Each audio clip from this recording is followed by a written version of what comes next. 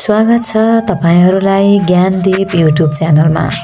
आज म तपाईहरुलाई एकदमै छोटो र शक्तिशाली कथा सुनाउन लागिरहेकी छु, जसले तपाईको जीवनमा परिवर्तन ल्याउन सक्छ। आउनुस् लागौं विषयवस्तुतर्फ। फरक फरक माटोमा दुईटा बिया राखिएका थिए, यानी कि बिउ रोपिएको थियो बिया। पहिलो बियाले भन्यो, म बढ्न चाहन्छु, म मेरो जरा माटोको गहिराईसम्म लगाउने छु र सूर्यको प्रकाश देख्नेछु।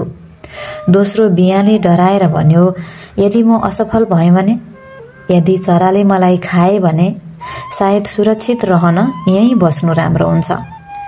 दिनहरू बिते। पहिलो बियाले आफ्नो जराहरू माटोमा गहिराईसम्म पुर्यायो, बलियो डाँठ बनायो, अन्ततः सुन्दर रुखमा परिणत भयो। ठूला ठूला हाँगाहरू, चारैतिर हाँगा बिगा फैलाएको रुख ठूलो भयो। चराहरू यसको हाँगामा बसेर फूलको रस चुस्न थाले। मानिसहरू यसको सौन्दर्य हेरेर प्रेरित भए। हडबडाएको मन, चिन्तित मन लिएर यही रुखको फूलहरू अनि चराले ठुङ्गिरहेको रस खाइरहेको यही हेरेर आनन्द लिइरहेका हुन्थे।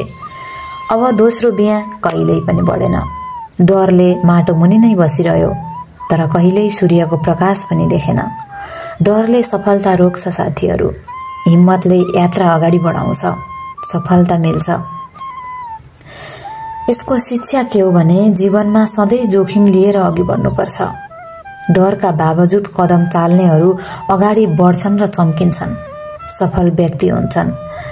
सुरक्षित मात्र खोज्दै बसेका मानिसहरूले कहिल्यै आफ्नो क्षितिज देख्दैनन्। यो कथाको मुख्य सन्देश यही हो, सधैँ हामी डराएर घरभित्रै बसेर अरूले के भन्ला, अर्कोले देख्यो भने के गर्ला, मलाई कसो भन्ला, त्यो मनमा धेरै बसिरहन्छ नि हाम्रो। त्यो चाहिँ त्यसको जरा काटेर आजैदेखि फालिदिनुहोस्।